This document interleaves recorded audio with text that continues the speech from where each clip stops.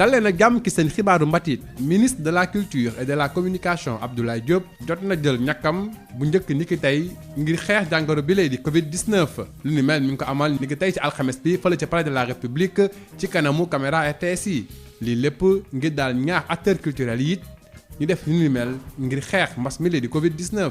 ginnaaw bi nga xamee ne kii di ministre de la culture Abdoulaye Diop daf ko bind bataaxal di ko ci sargal ak di ci am mbégte bi nga ko joxee prix bi di Lion d'Or ngir sargal li mu liggéey jëm ci wàllum pecc moom Germaine Acogny jot na it bind benn bataaxal di xamal ne mi ngi rafetlu bu baax yooyu le sargal te it di fàttali ministre bi ne am na it beneen raaya boo xam ne ñu ngi koy dippee prix de la chorégraphie bu CEDEAO boo xam ne it jot na nga ko jébbal.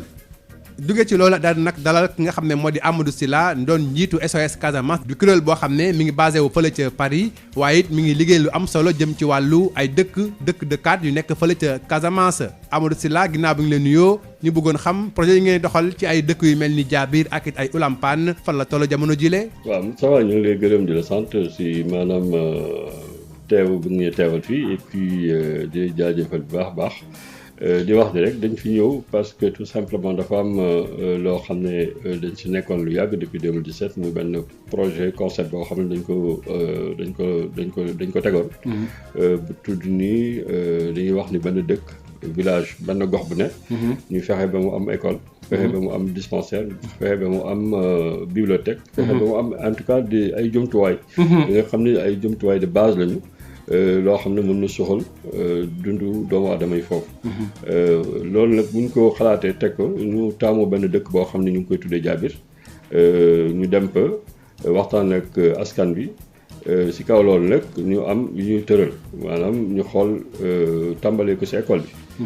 école bi nag bu ñu ko tàmbalee ñu yàlla jàppale si mu am ay partenaires yoo xam tamit ñu ànd ak ñoom.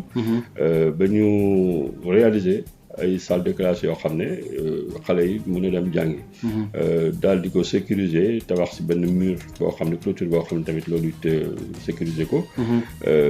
après ñu créer benn jardin potager boo xam ne. maanaam mooy xeetu tool yi. pour soxna yi. ak xale yi tamit ba nga xam ne élèves yi dimension pédagogique la parce que dañuy yaakaar ne xale yi da nga koy testé bu mu nekk xale yi bu mu nekk kii am yu ñu koy wanal yoo xam ne buy màggaale dina am benn genre esprit benn genre culture bu muy am. te muy nekk loo xam ne xëy na dina ko amal njëriñ ba ëllëgee. donc bu ñu paree si loolu yàlla def na loolu tamit bu ñu ci paree tabax école bi daal di ko livrer 2020 ñu jublu si loo xam ne mooy case de santé bi ndegam concept bi loolu woon. yàlla def na tamit ñu am ay partenaires ñu ci accompagner donc case de santé bi mu ngi toll foo xam ne normalement fin 2020 waroon nañ ko livrer. mais xam naa mbas bee tax. affaire yi xaw a yéex mais bu soobee suñu borom def naa ne fii balaa fin avril dinañ ko mën a livrer. et puis tamit mu bokk si benn terrain de sport boo xam ne tamit dañ ko jégalee xale yi.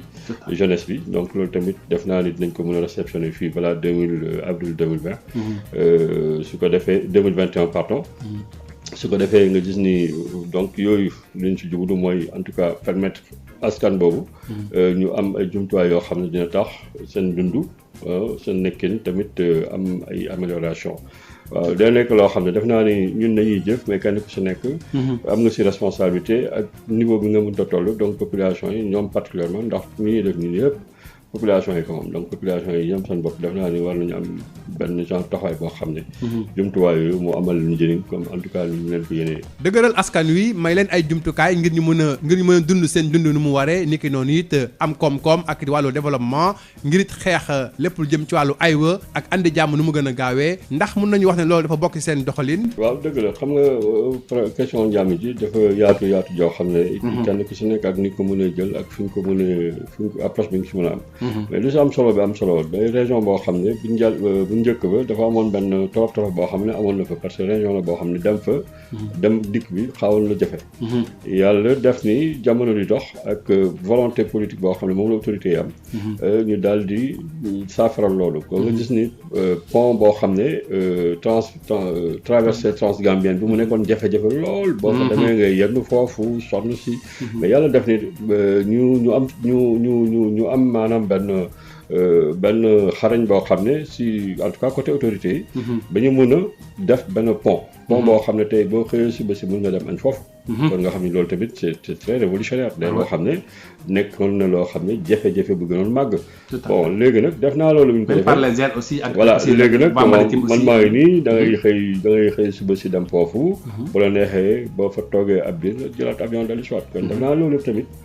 day avancé yoo xam ne war ñu ko mën a sous-estimer parce que day demande boo xam ne demande sociale la demande population yi la donc loolu buñ ko amee dañ ciy sant yàlla ñu xam ne kon mbir maa ngi dox ndaxte problème bi du loo xam ne rek tey day jékki-jékki sotti noonu c'est-à-dire que dina jël temps da ngay teg ay jéego di tegaat génération bu nekk bu ñëwee am na jéego muy teg mais bu ñu toll foo xam ne ba loolu mu nekk ay loo xam ne ay souvenir la bon def naa tamit loolu dafay baax ñu mun ci ñu am approche boobu bañ a nekk si benn approche boo xam ne day xatal xol yi wala xatal xalaat yi su ko defee rek dënn yi di jóg def naa yooyu daal tout à fait dafay loo xam ne mën na ñàkk quoi lu jël lu ni mel ndax it dina am ay programme yi ngeen teg jëm ci wàllu soqali mbatit mi xam nga culture moom foofu moom booy wax Casamance daa nekk dimension culturelle bi moom kenn mënu ko occulter day loo xam ne réalité la parce que diversité am na diversité culturelle boo xam ne c'est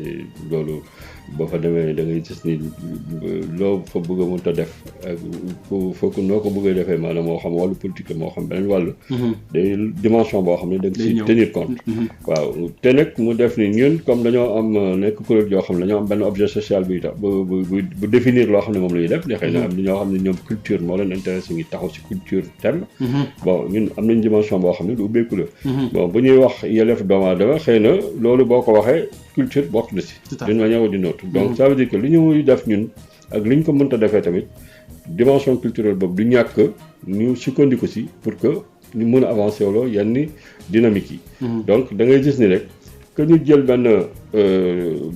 benn programme boo xam ne day nekk culture 100% que bu ñu bañ ko def par A ou B culture bi moom day loo xam ne kenn mënu fa def dara te boolewoo ko si pour que li nga bëgg a def mu sotti parce que loolu la population yi daa nekk am na communication xeetu communication xam ne boo ko bëggee def il faut nga utiliser levier yooyu pour que ñoom ñu mën a dëgg li ngay wax ñu mën a ànd si li nga bëgg a def wala ñu mën koo comprendre def naa loolu tamit day loo xam ne d'une manière implicite ou explicite rek lu day loo xam ne jumtuwaay boo xam ne kenn mënu ko bàyyi si ginnaaw. Amadou Sylla jërëjëf maa ngi lay gërëm fii léegi Ndar Keppe seen xibaaru mbatit jërë ngeen jëf ci déglu bi.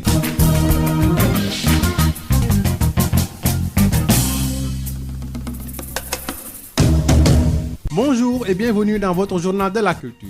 Le ministre de la Culture et de la Communication, Abdoulaye Diop, a reçu ce jeudi sa première dose du vaccin contre la Covid-19. L'injection s'est déroulée devant les caméras de la télévision nationale en vue de convaincre les acteurs culturels afin de suivre son exemple.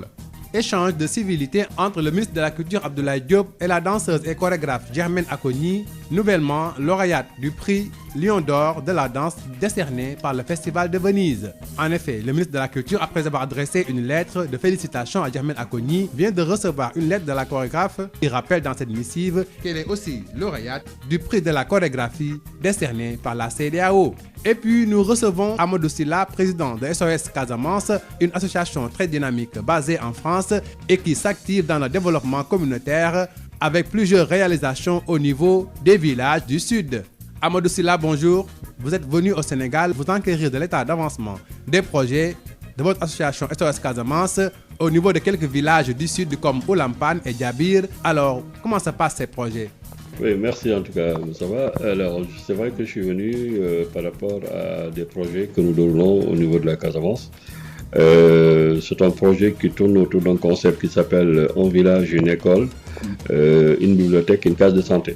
Donc un peu c'est un concept parce que nous estimons que la question de l'éducation, de la santé, et c'est des choses qui sont quand même extrêmement fondamentales pour les populations, pour leur mieux-être. Donc ce projet a été lancé depuis 2017. Donc on a ciblé un village qui s'appelle Djabir. Ce village-là a été un village test, donc pour expérimenter un peu ce concept. Bon, on a réussi à mobiliser un certain nombre de partenaires avec lesquels on a réussi à construire l'école, à clôturer, à construire aussi le mur de l'école, à créer une activité de jardin potager pour les femmes et avec une dimension pédagogique pour les élèves. Et puis nous avons aussi évolué vers la construction de la case de santé. Donc en ce moment, l'école est livrée déjà, l'école a été livrée en 2020, donc c'est opérationnel pour les enfants, donc y vont. Pour la case de santé, donc c'est un projet aussi qui a été lancé en 2020, qui aurait pu quand même s'achever fin 2020, malheureusement dans le contexte de crise sanitaire, on n'a pas pu. Ouais. Donc voilà, là les travaux ont beaucoup avancé parce que il fallait que je vienne pour constater un peu l'évolution des travaux. Il n'y a pas que la case de santé, il y a aussi un terrain de sport pour les jeunes, donc, qui est aussi en construction, donc qui a beaucoup avancé également. Et je pense que tout ça, c'est des chantiers qui vont être livrés si tout se passe bien d'ici fin avril. Je pense qu'à cette occasion aussi, on sera là pour en tout cas réceptionner ces infrastructures-là et permettre aux villageois de pouvoir mener des activités, en tout cas de bénéficier quand même de ces infrastructures. Le développement comme levier d'autonomisation des populations et aussi levier de recherche de la paix, n'est-ce pas? Conflit. Par rapport à la Casamance, ma commission demande qu'il faut aider les populations. Il y a assez de ressources, il y a assez d'opportunités, Tout à fait. mais qui méritent effectivement un accompagnement, en tout cas, pour permettre aux populations de pouvoir de mieux les exploiter et de pouvoir en tout cas créer les conditions d'une vie meilleure. Bon, je crois qu'il y a beaucoup de choses qui ont été faites, parce que le premier facteur de malaise qui était là, de Casamance par rapport à l'espace national, c'était effectivement la question de la discontinuité territoriale. Alors ce volet-là, je crois qu'il faut quand même saluer l'engagement des autorités qui ont quand même réussi à faire un travail magnifique, un travail vraiment formidable. Et désormais, c'est une question qui appartient à l'histoire, donc qui appartient au passé. Ça veut dire qu'aujourd'hui, on ne parle pas de discontinuité territoriale, et puis la Casamance, elle est bien desservie par rapport dans l'espace national. Je crois que ça, c'est extrêmement important. Tout à fait. Et maintenant, au-delà de tout ça, je crois qu'après, il y a encore des questions sur lesquelles il y a un travail à faire qui nécessite la mobilisation de chaque Casamançais et de chaque Casamançaise, parce que je crois qu'en fait, voilà, il faut que chacun s'y mette. Après, l'État ne fait que faciliter, accompagner, mais il faut que des initiatives émergent des populations elles-mêmes, des Casamançais eux-mêmes. Il faut que des initiatives émergent et puis à partir de ces initiatives-là, ça soit beaucoup plus adapté au contexte, parce que je crois que c'est aussi ça. Je crois que s'il y a cette volonté, cette combinaison de volonté, d'une part de l'État, d'une part des acteurs, que ce soit les acteurs sociaux, les acteurs économiques, culturels, voilà, tout ce qu'il y a comme potentiel. Si tout ça se combine, je crois qu'on peut arriver effectivement à créer une dynamique d'émergence, une dynamique de transformation sociale, à tout point de vue, qui ne sera que bénéfique, en tout cas pour la Casamance de façon générale. Y a-t-il d'autres initiatives culturelles que vous meniez dans ce domaine? Nous, on a un objet social qui fait que, on est dans l'éducation, on est dans la formation, on est la défense des droits humains, de façon générale. Bon, je pense que quand on parle de la défense des droits humains, évidemment, il y a la question culturelle. On est très sensible au regard de la région. Je crois que la dimension culturelle est fondamentale. Il ne faut pas sous-estimer ni négliger ça. C'est toujours un levier à partir duquel on peut s'appuyer pour faire avancer certaines dynamiques. Et de ce point de vue, évidemment, je pense que qu'on le définisse de façon très claire ou pas, on est obligé à un moment donné, effectivement, de tenir compte de ces faits culturels et puis peut-être de s'appuyer sur ça. Amadou Sylla, je vous remercie. C'est la fin de votre journal de la culture. Merci de l'avoir suivi.